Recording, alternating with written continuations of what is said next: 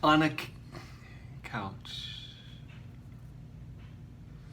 On a couch in a closet. Dang it. On a couch. On a couch. On a couch. But one kid.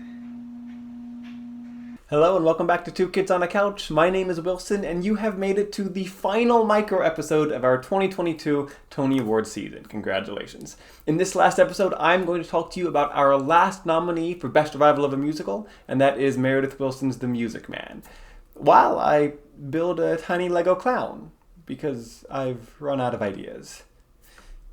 Meredith Willson's The Music Man is a staple of the musical theater canon, telling the story of a con man who goes by the name of Harold Hill and his attempts to defraud the good people of River City, Iowa, by selling them band uniforms and instruments, along with a promise to teach them how to play and march, a promise he has no ability or intention to uphold.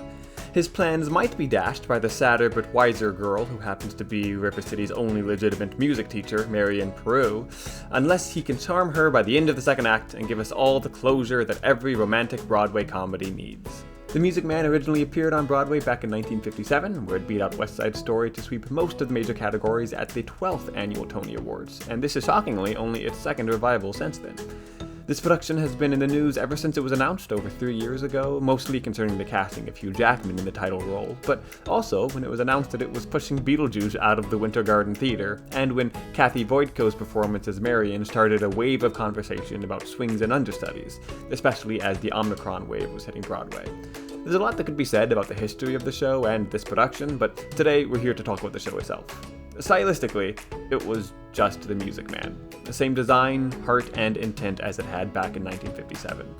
They removed a couple of lines and lyrics that didn't age well and cast some performers who did so that they could stack the cast with Broadway superstars. Don't worry about 47-year-old Sutton Foster's 10-year-old brother.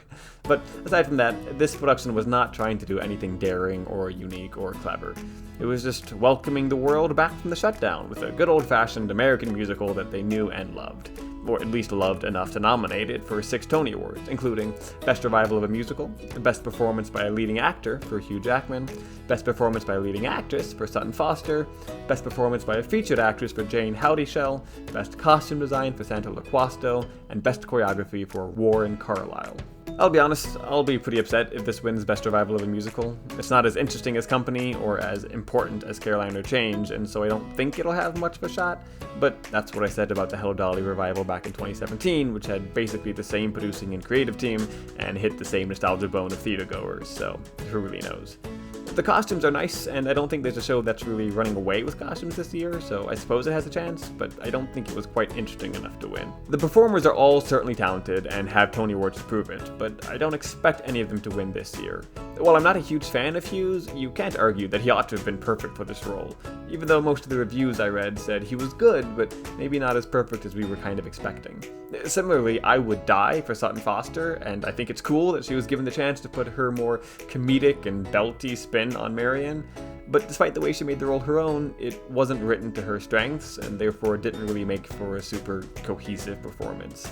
And I'm sure Jane Howdyshell was hilarious as the mayor's wife, Mrs. Shin, but I don't think even she'd dared to approach Patti LuPone after one too many vodka stingers, so I don't think she'll be getting a Tony Award either. If it was going to win for anything, it would have been choreography.